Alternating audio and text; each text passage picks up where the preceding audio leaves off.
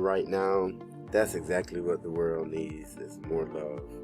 Just a little bit more love in this world. And I love this quote today by Henry Miller. It states that the only thing we never get enough of is love. And the only thing that we never give enough of is love. That could go in so many ways, to so many people, to so many places. If we would just stop trying to get over on everybody and stop trying to, see how much we can get out of a person, and just be honest. Just give love and see how far that gets you. Just see what it's really about. You want to talk about good karma?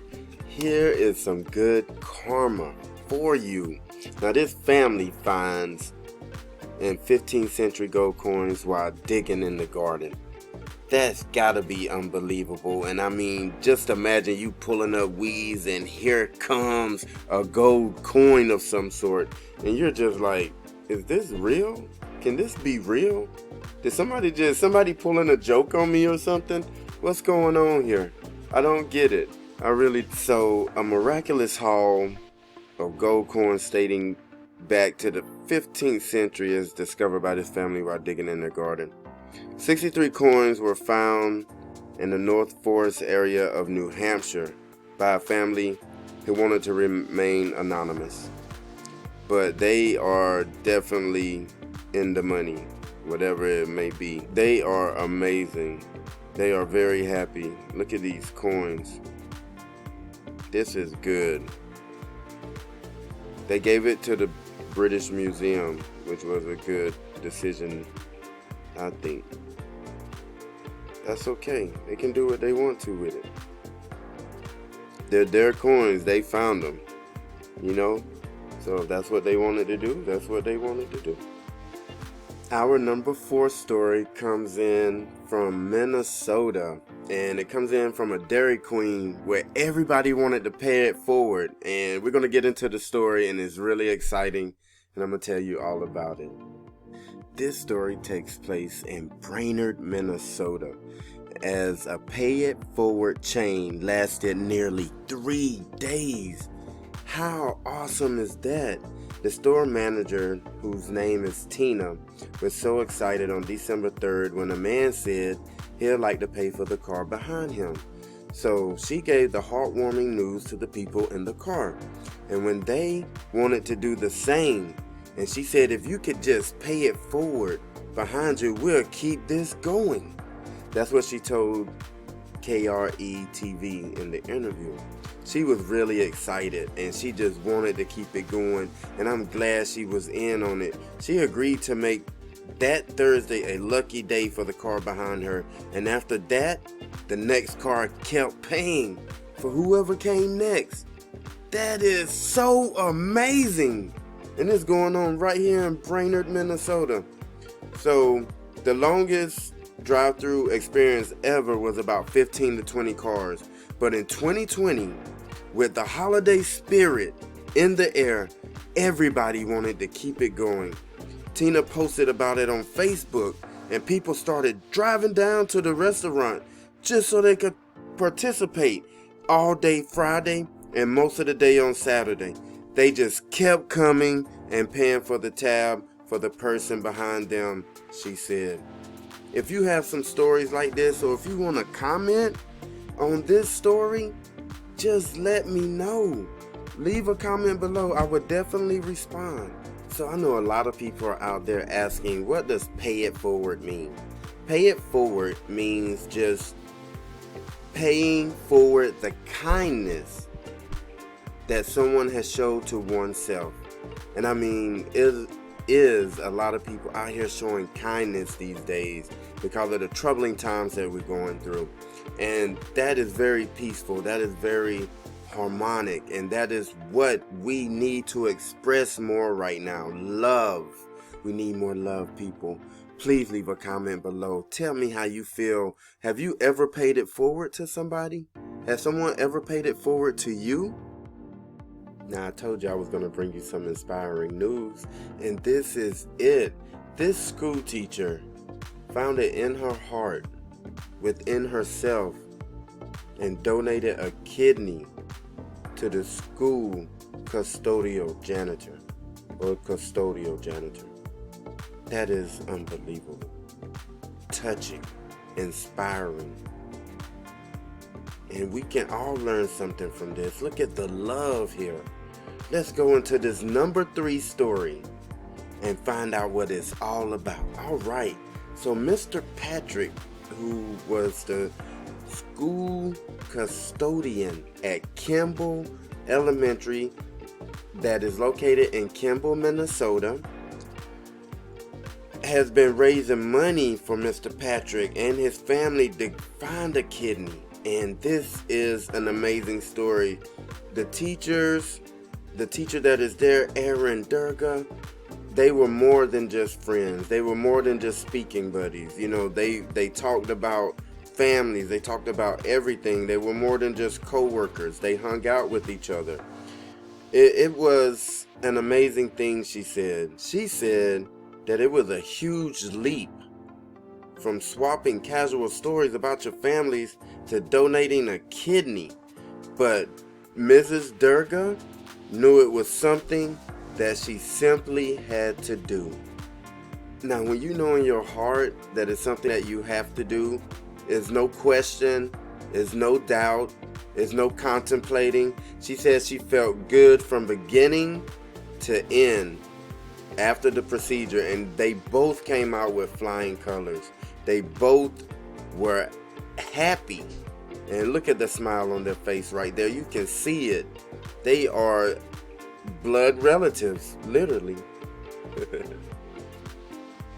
Mr. Patrick's wife, Linda, said she was grateful for this woman to donate her kidney. And that's just some generosity. That's just love. That's just kindness. That is something that nobody paid her to do. But she gave him more time to spend with his loved ones. And that is something that money cannot buy. If you know stories like this, or if you want to comment on this number 3 story, please leave a comment below. I will respond. Thank you. Thank you for joining this journey of peace and inspiring news. Our number 2 story definitely sets the pace for peaceful and harmony. It is the winner of the Northern Lights competition of the year. Now this has got to be some beautiful pictures. We're going to take a stroll. We're going to look and see just what these beautiful pictures look like. Stick around for our number 2 story.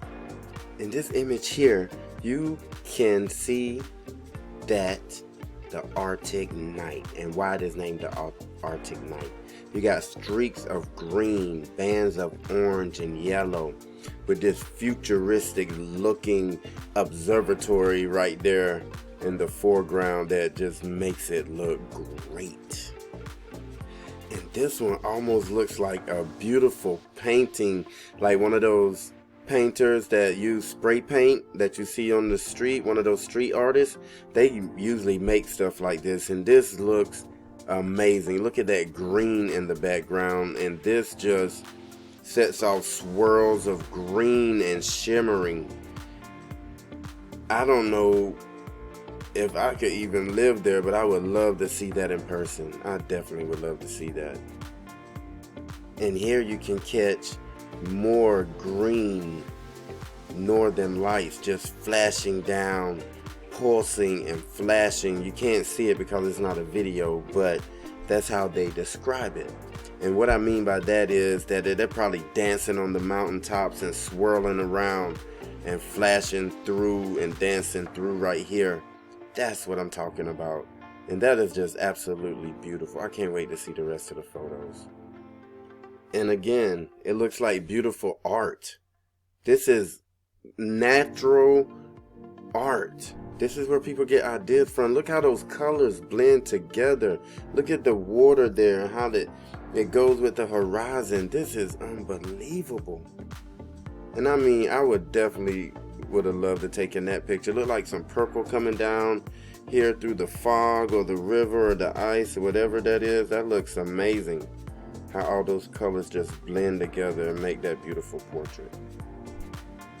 Ooh, I know it's thick there. I know that snow is up to your knees. Look how it has the trees hanging down. But the northern lights are making it look beautiful, like a winter wonderland. And I would just love to go from pole to pole and see what the different types of ice structures, and use my imagination to see what they could be like or what I could make them out to be. This is just unbelievable. I can see pictures of stuff inside the northern lights. That's just my imagination though. It looks beautiful to me. And if this isn't the winner, I would definitely pick this one to be the winner. Look at those rocks, the fog, the highlights there coming off the green. It is captivating. It has me hypnotized. I will pay good money for that picture to be on my wall. What about you? What do you think about these pictures? Just tell me what you think. Do you think those were some beautiful pictures? Because I really think they were. And please leave a comment below, and we're gonna come right back with our #1 story, our inspirational story, and I really hope you love it. It's gonna be great. Thank you for joining Chico Chad on this peaceful journey. Our #1 story is of Patrick and his son Tyler. Tyler wanted to help his dad get rid of the nightmares, so he decided to build an app on a smartwatch that would help his dad control his PTSD nightmares. And this is something amazing. This is unbelievable. We're going to get into the story right now. So, PTSD, or post-traumatic stress disorder, encompasses a wide range of systems. And Tyler knew this. And Tyler was in college in St. Paul, Minnesota. And he learned of an upcoming computer programming hackathon event in Washington, D.C. and focused on developing apps to help people like his dad, and he was determined to participate. So with the PTSD at his dad's every beck and call while he's sleeping, so he decided to make this anti-night terror smartwatch app that it measures the wearer's heart rate and movement. Right before the nightmare kicks in and takes hold, the app delivers a subtle disruption, something that is equivalent to a lick from a dog or a nudge from your mate or something like that. And it gets you right back on that same vibration level for the watch to provide, that resting peace that you're looking for. And that's what he created. I mean, of course, everybody's going to be different, but he tweaked it for his dad, and the algorithm was pretty much pitch perfect. Once the glitches were worked out, the app was performing as intended. For both the father and the son was floored by immediate difference in his father's life. His name is Patrick. The father's name is Patrick. And I just wanted to say that was something that was created out of love. He wanted to have his dad a good night's sleep, a restful night's sleep without thinking about the wars. Tyler himself is now a graduate student in computer science at the University of Chicago. He realized the potential for the little miracles he created to help other PTSD sufferers. With the goal of putting his life-changing app into a widespread distribution, he sold the rights to an investor. And I'm sure he's doing pretty good right now. Thank you, Tyler. And thank you, Mr. Patrick, for being a guinea pig. But thank you, Tyler, for creating the app. You wanting to have your dad to have a good night's sleep. And that is love right there. And I really appreciate that. And that is our #1 story, folks. That is our #1 story. Thank you for joining Chico Chad. Please hit the subscribe button. Hit that notification bell. And leave some comments below. I definitely will respond. And this is something that I love doing. I love bringing good news. I love bringing peaceful news, inspiring news, motivational news, however you want to look at it. I just want to bring some happiness and joy to people during this time of COVID, because that's exactly what it is. COVID is not our friend, and we need to spread love. We need to receive more love. If we spread more love, we will receive more love. Peace, love,